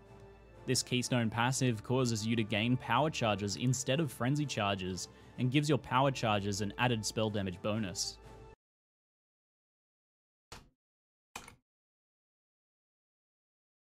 Instead of frenzy charges and gives your power charges an causes you to gain power charges instead of frenzy charges and gives your power charges an added spell damage. What's the purpose of gives power charges instead of friendly charges to this.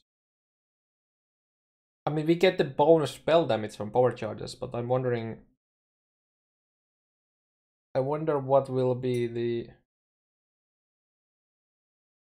Like, it's not like this item is generating friendly charges as a base.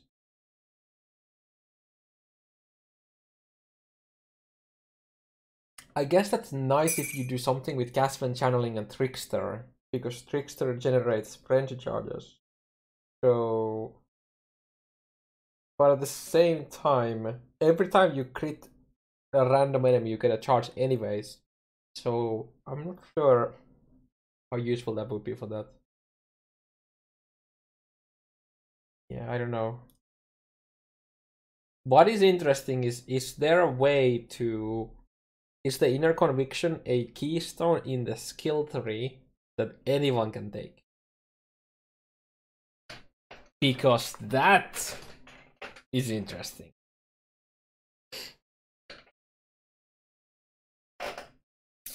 You could use blood rates to get frenzy charges. Sorry, power charges.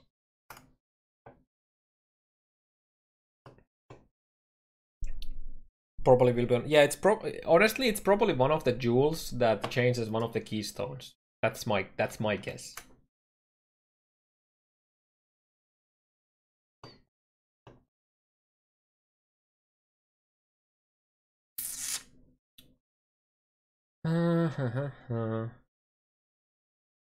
But wait, there's more.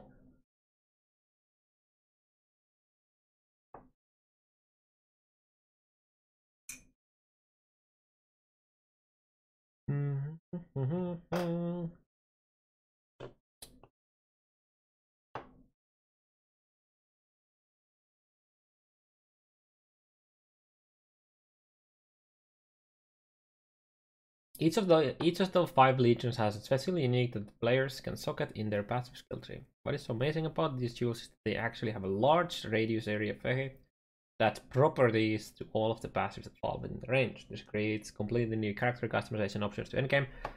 We also noted that these gems would be easy to move into core game after the league, so players can make all sorts of crazy characters. Exile and world launch.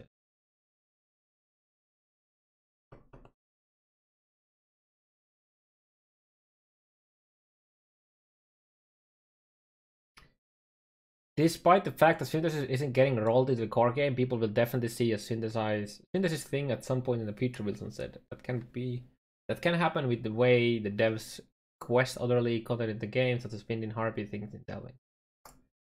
Okay, let's take a look at this.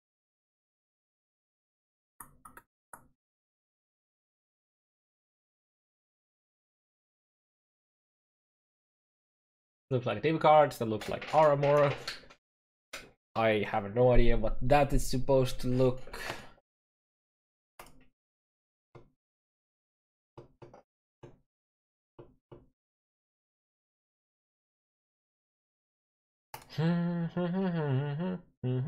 I like Cyclone has stages now.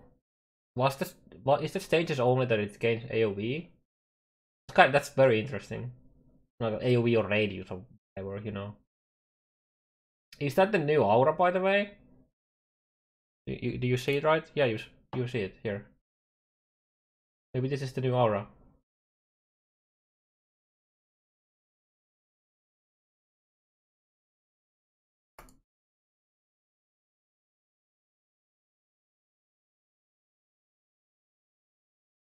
Blacksmith's Incubate. Not stages, it looks like Cosmos Rage for big AoE. I mean, okay, that could be. I mean, that could be gain stages after X amount of stages consume them, and you know, it could be stages too. That's an incubated unique weapon to you. Oh. Okay.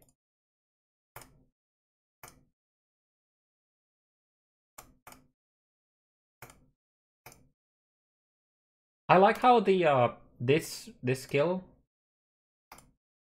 change the skill icon also changes. You can see it on the to somewhere gain here. increased power. Rage now also interacts with several of the new and revamped skills. The new skill Chain Strike is a movement attack that pulls you to enemies, damaging them and generating rage. Move over Flicker Strike, Brutus boys are coming through. There will also be a new skill called Berserk that rapidly consumes rage to give you more damage, attack speed, and movement speed, and less damage taken. The Berserker Ascendancy will be featuring reworked bonuses that interact with both rage and the Here? to actually play, of course, Oh, but where Legion is it? does win a lot of points with me personally, thanks to its reward structure. Build changing unique design and jewels that follow high variance, high impact design of the Watcher's Eye jewels are an exciting thing to chase after, I think. And the idea of getting in the middle of 4 or 5-way battles is quite an exciting premise to me. It's always been one of my favorite things in games when you come across NPCs duking it out. The melee changes look to be exceeding my personal expectations of what we'd be getting as well. I did expect new skills and reworks, maybe with some improvements to animations and such, but things like animation cancelling, instant move skills, and targeting changes are a real game changer for the game. I think there is some potential here that some of these changes may introduce new problems that we have to deal with, like players accidentally cancelling attacks when they didn't mean to, but this may just require an adjustment period. The potential for these changes greatly increasing the skill ceiling. I can't find it, but there was a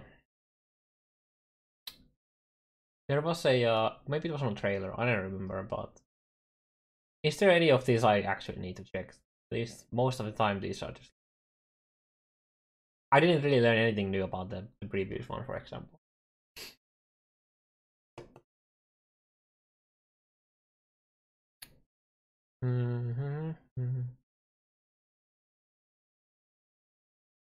That was useless.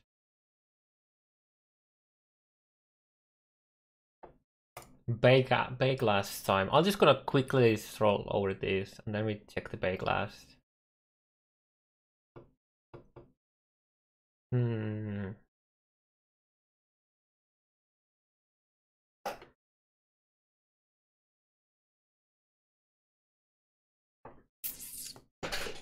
Push.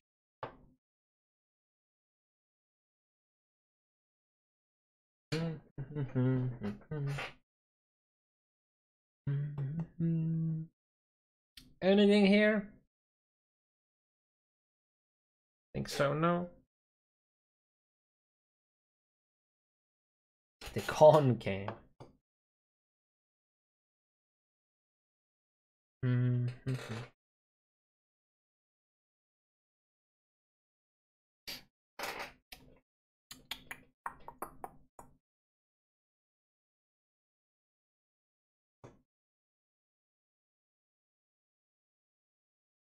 Oh, we already have a date for the 3.8. Interesting. September 6th.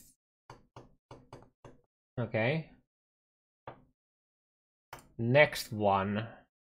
Amber. Get the date. No.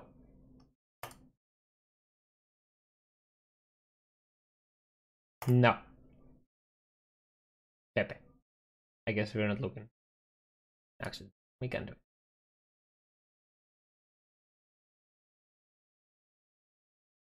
Just all the same screenshots. Nothing. Doesn't seem to be having anything of value here. Wait, it's almost. Wait, what?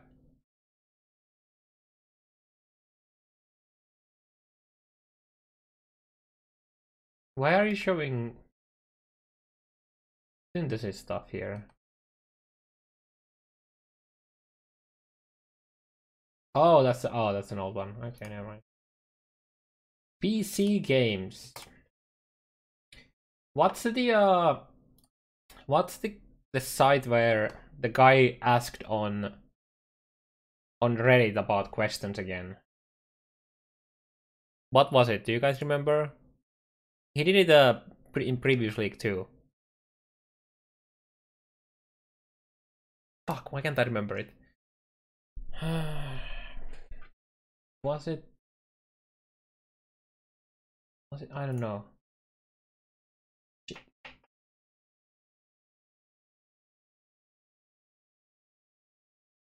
Like he actually played the game about. Was it PC Invasion? I really don't know.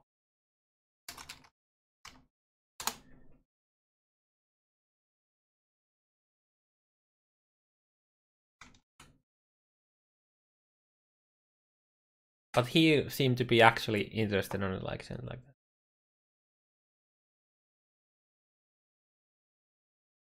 Oh, was it this?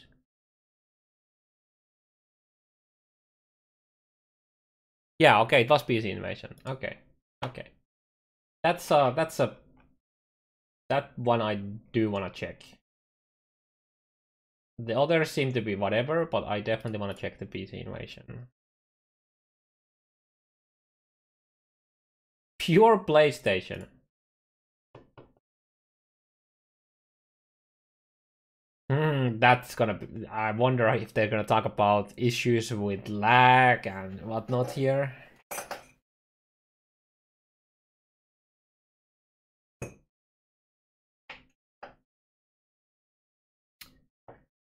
I'm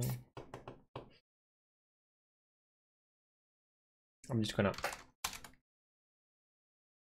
Okay, there's no mention of lag, FPS, crash. Okay, yeah, this is not worth reading that. Yeah, let's go.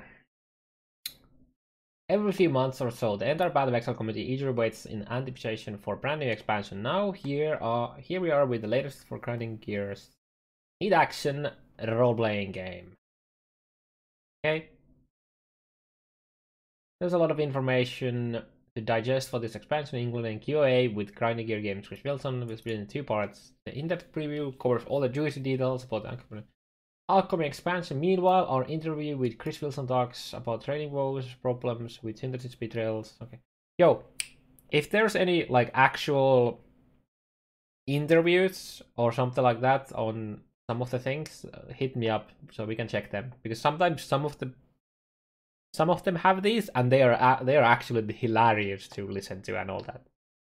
They talk like they just, you know. Okay. Let's check that quickly first. Is this just random stuff?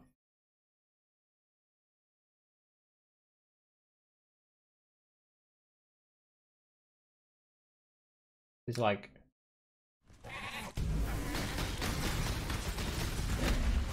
so here, this skill here changes when you change the stance. Yeah, too, so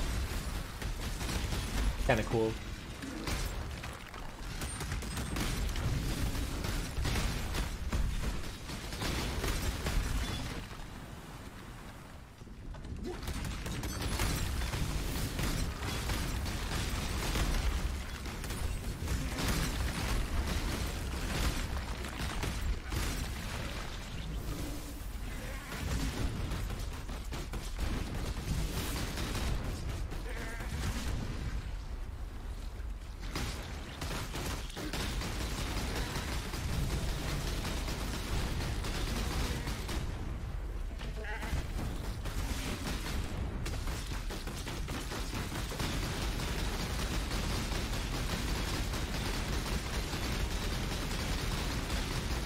Okay.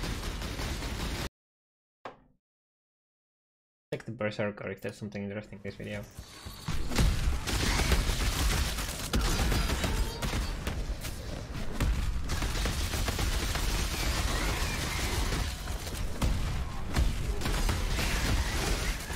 The sounds are pretty satisfying.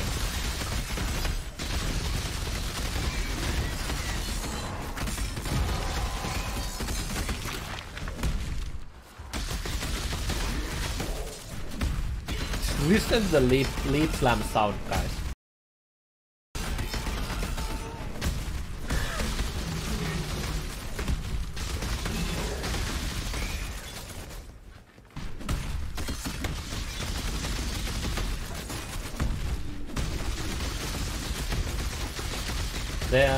That there looks like, you see, it's like, it's not a banner.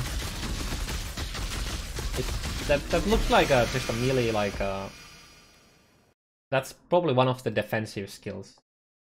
I wonder what it's gonna do.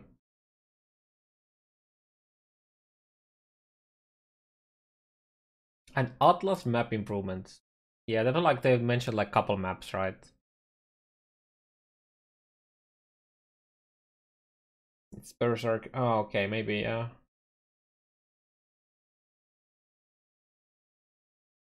Okay, let's check this.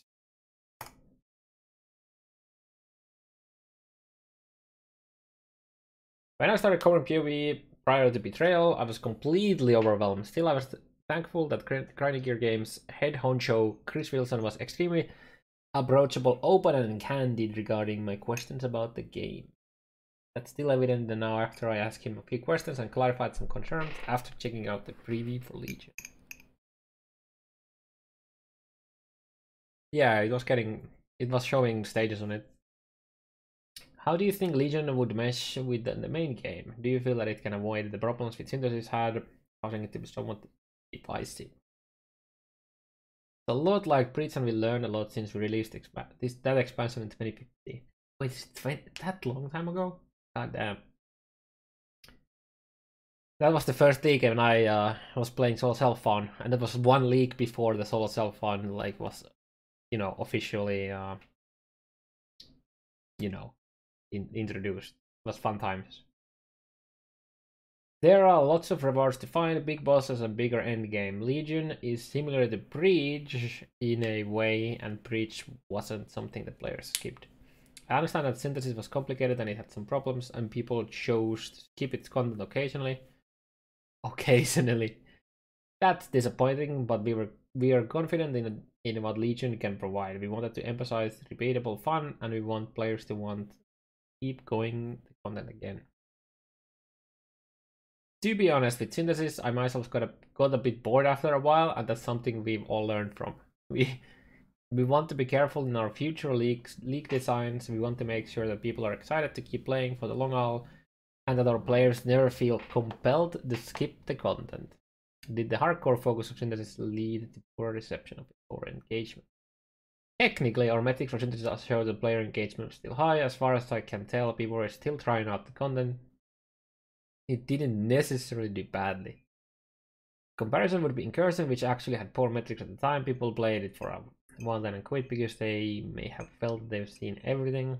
Are those metrics for the entire game, league, or does it specifically count those who might be doing Kava's memories? Looking at metrics for Synthesis League and video have lots of players doing the memories, but it's true that there was probably 10 to 15% of users who would skip the content. That's a lot of players who don't do it at all. Regarding Betrayal, will the Immortal Syndicate progress be account bound? Yes, we are changing progress to be account bound. The bad news is that it won't be possible in time for Legion slots. Right now, our teams are focused on Legion, and we want to make sure it's... that's big. That is really big. And we want to make sure it's good as it can be. Now, if you also made it so that the fucking thing doesn't immediately change, that would be like when you do the mastermind, that would also be nice, because the shuffle is ugh. And we want to make sure it can be as good as it can be. We don't really want to give people additional workloads on or overtime to make this addition, which might include stability issues or bugs. Trust. We are committed to making the change, but we won't be able to properly. That's gonna be nice. That's gonna be nice. You talked before about avoiding crunch and workplace stress in GGG. Tell me more about it. We feel that having a sustainable work-life balance is important for the long term.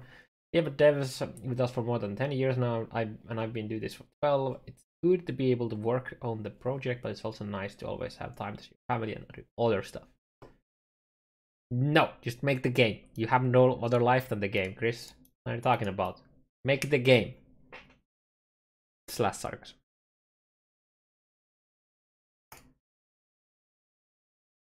Is there a possible middle ground for the trading system? We looked at many options and some have been rejected. For instance, Some players suggested having trade slot for their hideouts. There be an NPC with your items, and players can visit your spot to do trades. The problem is that it would mean people would still have to visit hundreds of hideouts manually, which would be ridiculous as well. Then you need to make another index which lists each hideout or item. After that, the listings are collected and you just copy, teleport the hideout until you have an auction house in practice. We just want to be careful and we don't want to make trade too easy. I understand it's gonna be pain and it's gonna be annoying and we're sympathetic to that. I'm not saying there won't be improvements down the road, but we're probably not giving the biggest improvements that some players were expecting. Yeah, I am honestly glad that they keep to their stance on this, because they have changed their stance on so many other things just because of, I feel like, peer pressure. Like all the crazy speed on the game and everything. So I'm glad that they just don't do everything everything exactly as the community seems to want. There's a lot of people who also don't want. It's such a divided topic. PoE already offers a lot of challenges in its content. Why does it have to feel like trading is also a challenge? We philosophically feel that it's probably better for trading to be harder than easier. Getting items for your character is more fun if you do it incrementally, which happens when people play properly. Compared to trading, and it can cause a big increase or a jump that you might suddenly stop playing because you've gotten everything you need. The easier the trade is, the more content that people would skip because they no longer feel the need to actually play it. I mean, when they say this, at the same time, I feel like it's kind of contradicting what he says and what they actually do. And they talked about how they want to have the incremental changes, but the moment your character hits like level 70 or 75 or something like that, you can literally buy like level 21 gems and whatnot, which normally your character would have to be like anywhere between 88 to 92 or something like that, depending on, you know, what kind of content you're doing usually before you actually get chance to get those. So getting a level 21 gems at like level 72 is like kind of contradictory to that, I feel like. Like imagine if we had like level 21 gem regard you to be like 85 or something like that. I mean, you would just use a level 20 on that. We wouldn't see a difference, but, you know.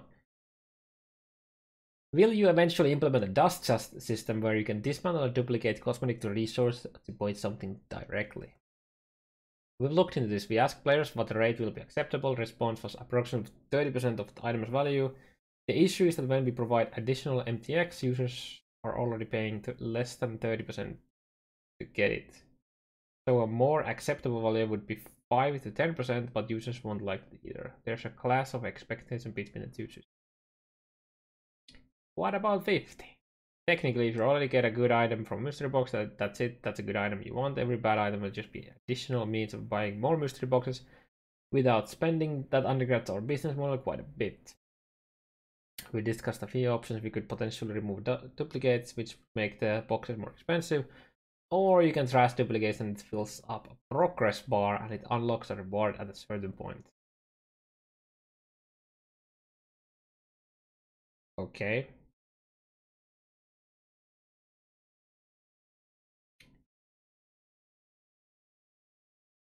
Yes, but it feels less daunting leveling new characters because of that. I mean, then you could just argue that give everyone at level 10 because it would be less daunting, right? Like,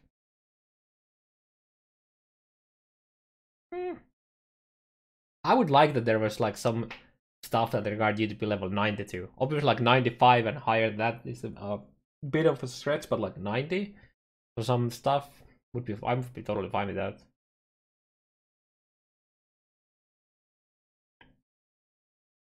Would there be a major or drastic changes that can happen if you change your MTX model, considering the PoE is already free to play? We want to make changes as carefully as possible. We don't. It's interesting that this Q&A is basically about MTX. Seems like half of this is about MTX. Would there be a major or drastic change? We want to make changes as careful as possible. We don't want to be too generous with the rewards, otherwise it can potentially affect our earnings, and either there'd be no new content or we'd have to lay off some of our staff. Monga.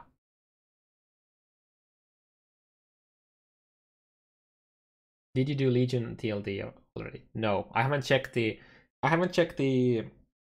Baeclast yet, so I am not gonna do it yet. I want to check that first.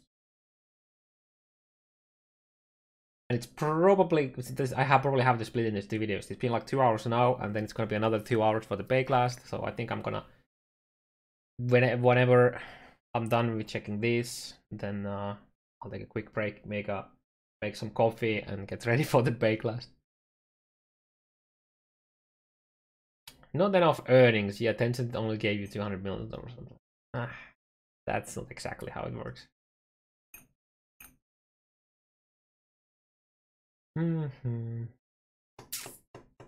Regarding item rarity and item quantity, will there be some reworks down the road, especially considering that these stats lose value towards a crafting heavy endgame?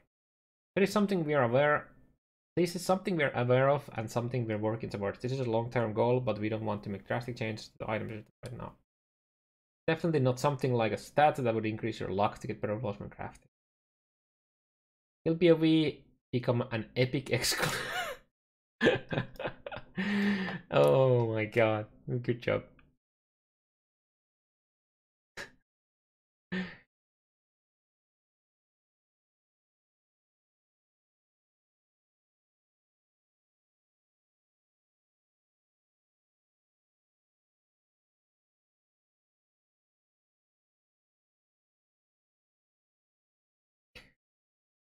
Okay. I'm interested that like most of this wasn't about the actual expansion. Is there anything else we need to check? Did we have any other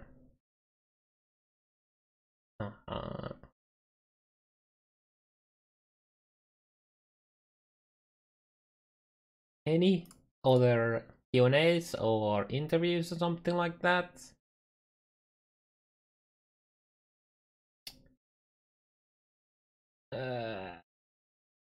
Really?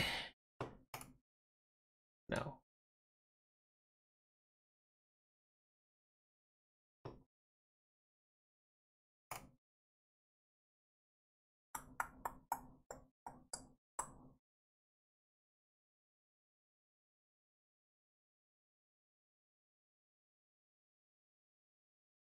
Okay, it doesn't seem like there's no, it doesn't seem to be much shit, so maybe here. I'm surprised that we don't yet have a sticky for the new content. It was there whole time.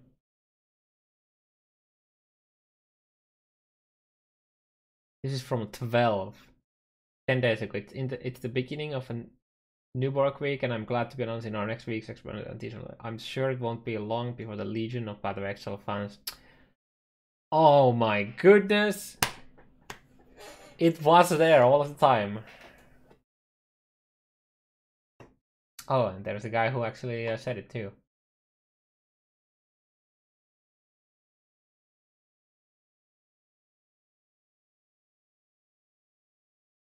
Oh, so many people called it.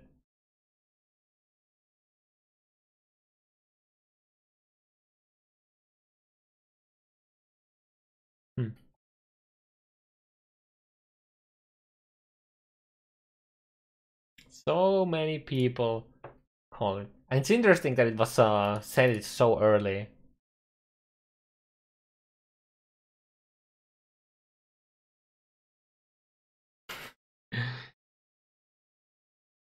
Yeah, patch notes when?